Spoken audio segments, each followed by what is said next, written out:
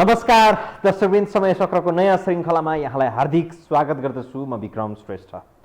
पृथ्वीमा मानिसलाई सर्वश्रेष्ठ प्राणी मानिन्छ दर्शकवृन्द। सबैभन्दा चेतनशील हृदयी प्राणीको रूपमा मानिसलाई यसै मानिएको छैन। तर केही मानिसहरूको सोच, अपराध र धन्दालाई हेर्दा हामी मानिस भन्न पनि घिन लाग्छ र त्यस्ता घृणित मानिसहरूलाई देखेर मन भत पोलेर आउँछ। नेपालमा यस्ता केही अपराधीहरू गिरोह नै बनाएर अपराध कर्ममा सक्रिय छन्, जो आफ्नै दाजुभाइ, छोरा छोरी समानका मानिसको मानव अङ्ग बेचबिखन गरी पैसा कमाउन आकर्षित छन्। यस्ता अपराधीहरूलाई जस्तो सुकै सजायको व्यवस्था गरिए पनि सायद कमी नै हुन्छ।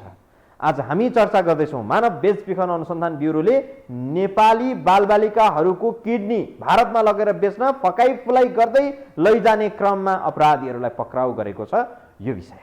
सुरुमा हेरौँ घटनाक्रम, त्यसपछि अरू बाँकी चर्चा गरौँला। दृश्यमा देखिएका यी 5 लक्का जवान हेर्नुहोस् त।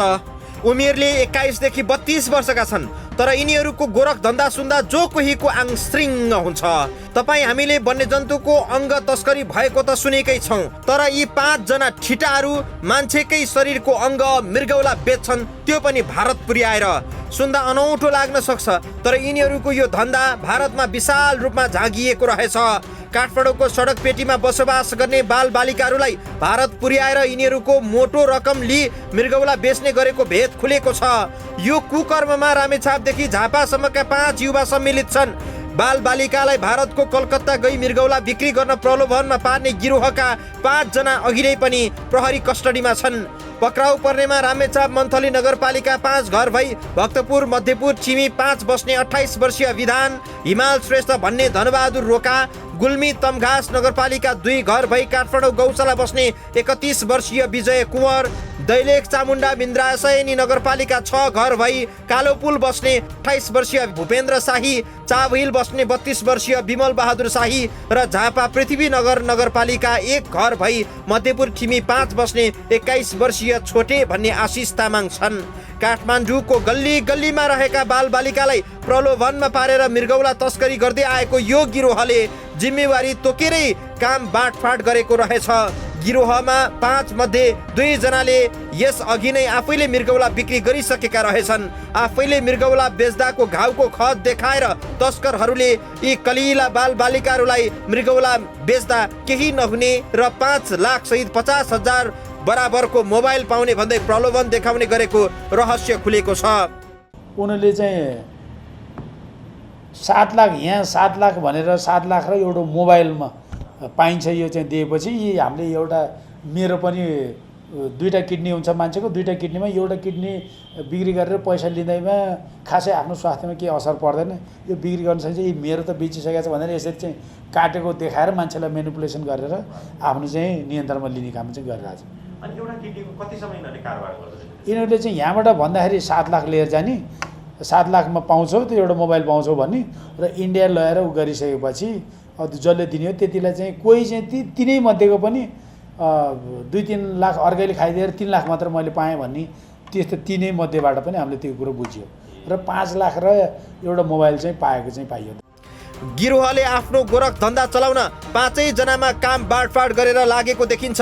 यी 5 मध्ये धनबहादुर नाइके हुन्। उनैले मृगौला लिनेसँग मृगौला प्रत्यारोपणका लागि मोलमोलाई गर्ने, मृगौला लिने व्यक्तिको आवश्यकता अनुसारको मृगौला दाता खोज्नका लागि आफ्ना सहयोगीलाई परिचालन गर्ने गरेको पाइएको छ। धनबहादुरको जिम्मेवारी यतिमा मात्रै सीमित छैन।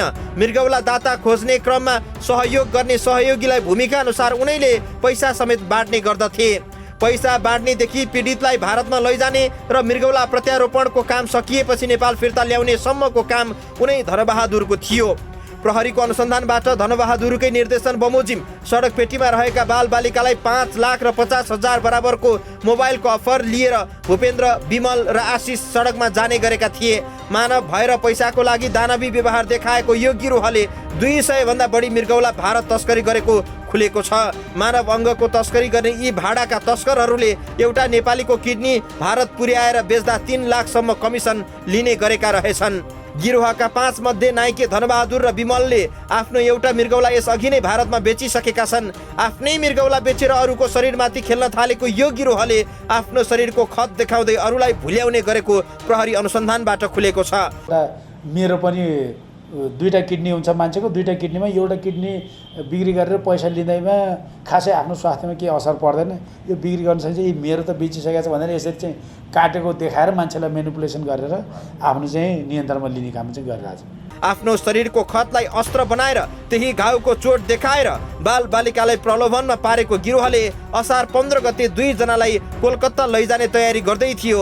अर्काको शरीरसँग खेलेर कति दिन मोज गर्न सक्थे र आखिर मानव अङ्ग तस्करमा सक्रिय यी गिरोह प्रहरीको फन्दामा परिछाड्यो।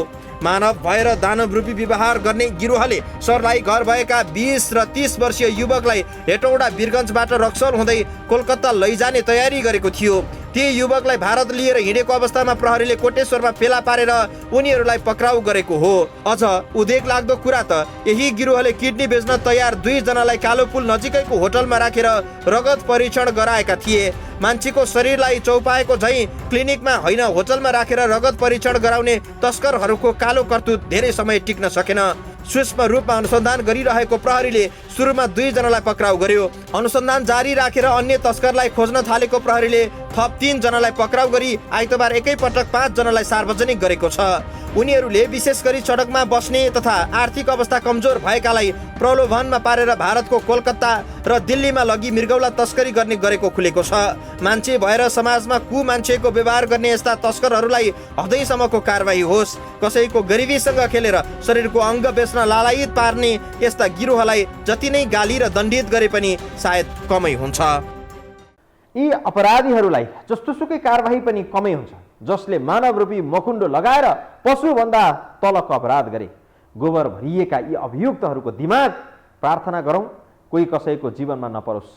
आजको आधुनिक युगमा पनि मानिसले मानिसलाई नै बेचबिखन गर्ने जस्तो घृणित कार्य यस धरतीमा फस्टाउँदै जानु कथित सभ्य समाजको कलङ्क हो। भनिन्छ संसारमा फस्टाउँदो गतिमा रहेका प्रमुख 3वटा अवैध सङ्गठित अपराधहरू छन्। एक हात हतियार, दोस्रो मानव बेचबिखन, लागु औषध र मानव बेचबिखन दोस्रो ठुलो अपराधको रूपमा दर्ज भएको छ जसमा प्रति वर्ष $42 मिलियन बराबरको कारोबार हुने गर्दछ र तेस्रो लागु औषध।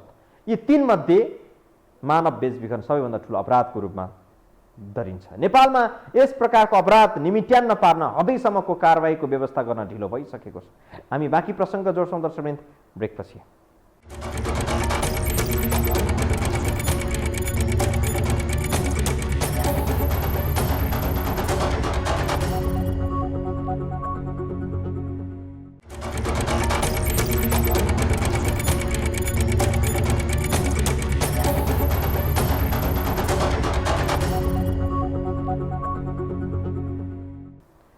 विश्वका सरकारहरू मानव बेचबिखन जस्तो घृणित अपराध नियन्त्रण गर्न लगभग असफल छन्।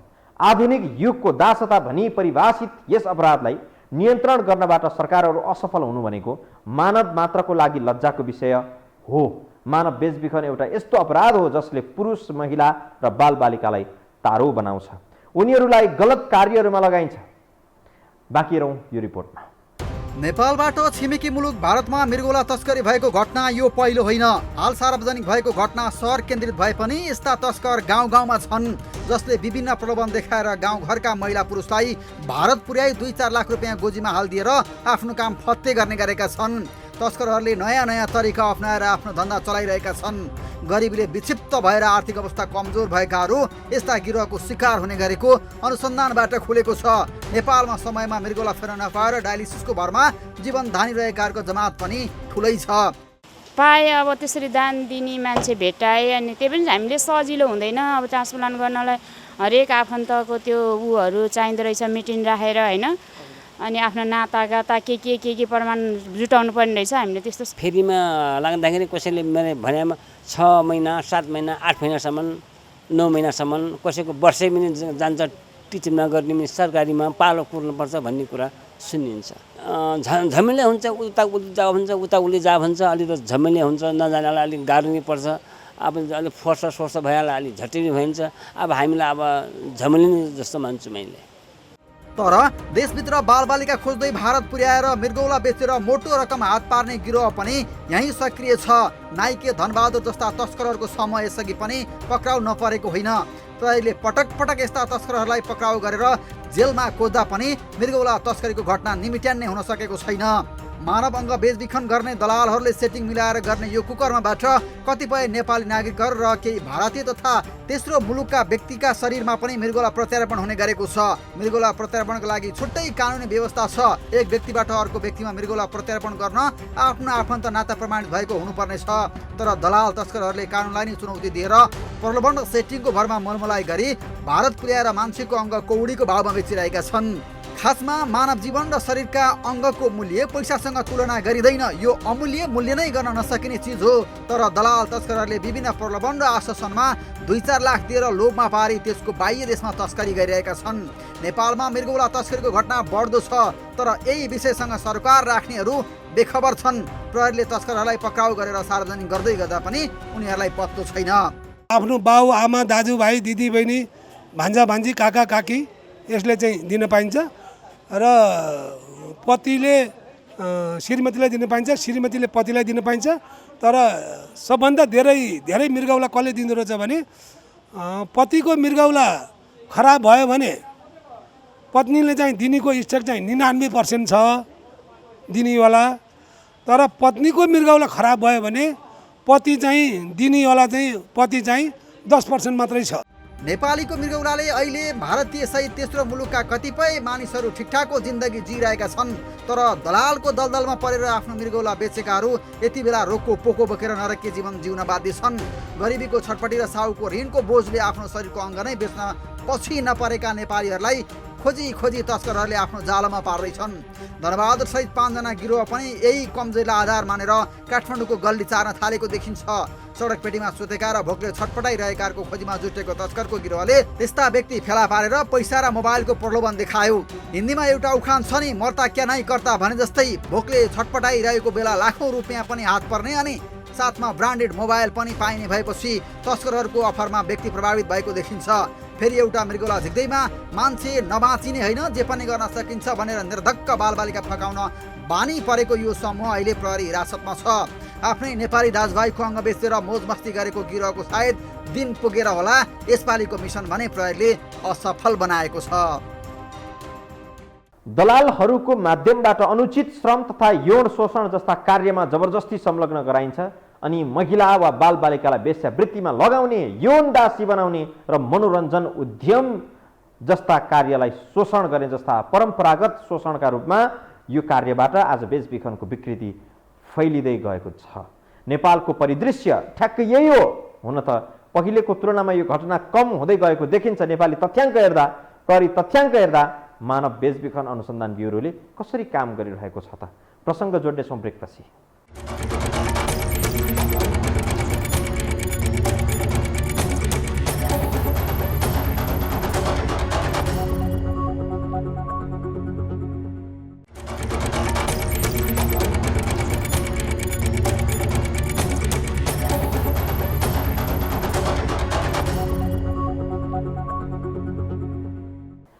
पीडित व्यक्तिको इच्छा विपरीत धम्कीको प्रयोग, जबरजस्ती तथा धोखाधडीद्वारा जुनसुकै प्रकारको शोषण, घरेलु काम, मानव अङ्ग किड्नी झिक्ने, छाला झिक्ने, वेश्यावृत्ति वा अन्य प्रकारका यौन शोषणमा लगाउने कार्यहरू यो अपराध अन्तर्गत गरिन्छ। अशिक्षा, अज्ञानता र गरिबीको फाइदा उठाउँदै कतिपयलाई वैदेशिक रोजगारीको प्रलोभनमा र विविध छल कपट गरेर मानव बेचबिखन र मानव अङ्ग तस्करी गर्ने गरेको पाइएको छ। नेपालमा यस्ता अपराधको अनुसन्धान गर्न प्रहरीले विशेष ब्युरो नै खडा गर्यो। मानव बेचबिखन अनुसन्धान ब्युरो गएको 4 वर्षमा के काम गर्न सफल भयो त? कस्तो संरचना र चुनौती यो ब्युरोले खेपिरहेको छ? प्रसङ्ग अबको रिपोर्टमा। मानव बेचबिखन तथा ओसार पसार मानवता विरुद्धको जघन्य अपराध हो। नेपालबाट मानव बेचबिखनको दर 2 दशक पहिले व्यापक रूपमा थियो। जनचेतना र आर्थिक चपेटाबाट पिल्सिएका दुर्गम गाउँका युवती, महिला र बालिकाहरू मानव तस्करको शिकार बने। देह व्यापार र मानव अङ्ग तस्करीका लागि यस्ता वर्गलाई तस्करले नेपालको नाका कटाए। अहिले राज्यको तदारुकता र जनचेतना समेत बढेका कारण यस्तो घटनाको दर कम हुँदै आएको छ। यस्तो अपराधलाई शून्य बनाउन नेपाल प्रहरीले छुट्टै संयन्त्र खडा गरेको छ। 2075 साल जेठ 27 गतेको मन्त्री परिषदको निर्णय अनुसार मानव बेचबिखन अनुसन्धान ब्युरोको स्थापना गरिएको थियो। ब्युरोले 2076 साल वैशाख 29 गतेबाट कानुन किताब व्यवस्था समितिको भवनमा कार्यालय स्थापना गरी आफ्नो जिम्मेवारी सुरु गरेको थियो। केन्द्रीय अनुसन्धान ब्युरोको मातहत रहने गरी खडा गरिएको यो ब्युरोले 4 आर्थिक वर्षमा व्यापक रूपमा मानव बेचबिखन तथा ओसार पसार जस्ता कार्य रोक्नलाई आफूलाई परिचालन गरेको छ। अहिलेसम्म ब्युरोले मात्रै 394 जनाको उद्धार गर्न सफल भएको छ। नेपालबाट भारत सहित खाडी मुलुकहरूमा महिलाहरू बढी मात्रामा बेचिने गरेका छन्। प्रहरीको तथ्याङ्क अनुसार आर्थिक वर्ष 2075-76 मा 238 जना, आर्थिक वर्ष 76-77 मा 62 जना, 77-78 मा 44 जना र आर्थिक वर्ष 78-79 मा 50 जनाको उद्धार गरिएको छ। त्यसमध्ये 209 महिला र 185 पुरुष रहेका छन्। ब्युरो सहित विभिन्न निकायबाट यो 4 आर्थिक वर्षमा 549 जनाको उद्धार गरिएको छ। यी मध्ये 130 जना बालिका रहेका छन्। यी मध्ये कतिपय बालिकाहरूलाई यसरी नै किडनी तस्करीका लागि उपयोग गरेको पाइन्छ। उद्धार कार्यलाई हेर्ने हो भने हरेक आर्थिक वर्षमा सङ्ख्यामा कमी आएको छ। यो तथ्याङ्कले यस्ता अपराधमा कमी आउँदै गएको अर्थात् प्रहरी सहितको राज्य संयन्त्र सफल हुँदै गएको बुझ्न सकिन्छ। यी अपराधहरू कसैले गर्छ भने त्यसलाई चाहिँ यो मानव बेचबिखन र ओसार पसार नियन्त्रण ऐन 2064 को दायराभित्र पर्छ। त्यसलाई चाहिँ अलिक गहन रूपमा चाहिँ अन्य अपराधमा भन्दा यसलाई गहन रूपमा चाहिँ यसलाई अनुसन्धान गरेर अपराधीलाई कानुनको दायरामा ल्याउनुपर्छ र यस्ता अपराधहरू हाम्रो नेपाल सरहदमा भित्र चाहिँ हुनु हुँदैन भनेर हामी नेपाल अधिराज्यको जुन 77वटा जिल्ला छन्, 77 जिल्लाका विभिन्न चाहिँ अन्य चाहिँ मुद्दा चलाउने अङ्गहरू छन्। कतिपयलाई मानव बेचबिखनमा परिसकेपछि पीडित र पीडकका आफन्तहरूलाई समेत कहाँ उजुरी गर्ने भन्ने समेतको अझै जानकारी छैन।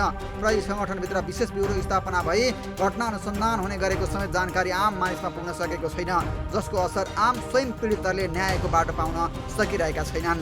हामीलाई कस्तो लाग्छ भने हामी प्रहरी भनेको अलिकति पीडित मैती हुन्छौँ र हामीले काम गर्न खोज्दाखेरि पीडितलाई राहत दिन खोज्दा पनि कतिपय अवस्थामा के हुन्छ भने हामीले पीडितलाई चाहिँ तत्काल राहत दिन सकिरहेको हुँदैन र हामीलाई चाहिँ पीडा हुन्छ। यस्तो भएर पनि मैले गर्नुपर्ने काम पीडितले मप्रति चाहिँ आशा गरेर अपेक्षा गरेर यसरी उसले चाहिँ सबै कुरा जानकारी हामीलाई गराउँदा हामीले पहल गर्दा पनि उसलाई लिन सकिएन भन्दाखेरि हामीलाई अलिकति चाहिँ बढी पीडा हुन्छ। काठमाडौँको बबरमलमा रहेको यस ब्युरोमा वरिष्ठ प्रहरी उपरीक्षक एसएसपी प्रमुख रहने व्यवस्था छ। एसएसपी को कमान्डमा यहाँका प्रहरी जनशक्ति मानव बेचबिखन अनुसन्धान तथा कारबाहीका लागि सक्रिय छ। हालसम्मको परिणामले ब्युरो स्थापनाको औचित्य पुष्टि भएको र यसलाई थप साधन स्रोतले पूर्ण बनाउन जरुरी रहेको यहाँ कार्यरत प्रहरी अधिकारीहरू बताउँछन्। यो मानव बेचबिखन अथवा मानव अधिकारको एउटा चाहिँ सबभन्दा नीच, सबभन्दा तल्लो दर्जाको चाहिँ अपराध गर्ने मध्येको, त्यसको अपराध ठहर्ने मध्येको यो चाहिँ पहिलो हो। यसलाई चाहिँ अहिले त्यही भएर हामी चाहिँ के भन्छौँ भने अहिलेको चाहिँ मोडर्न ट्रेन्डमा यसलाई मोडर्न स्ल्याभरी भनिन्छ। अवैध लागु औषध र हात हतियार कारोबारपछि विश्वमा तेस्रो ठुलो सङ्गठित अपराधको रूपमा मानव बेचबिखन तथा ओसार पसार देखिएको छ। महिला तथा बालबालिका र वयस्क पुरुष समेत यो अपराधबाट अत्याधिक रूपमा पीडित भएका छन्। कमारा कमारी, बधुवा तथा दास प्रथा हुँदै आजको युगमा आधुनिक दासताको रूपमा मानव बेचबिखन तथा ओसार पसारलाई लिने गरिन्छ।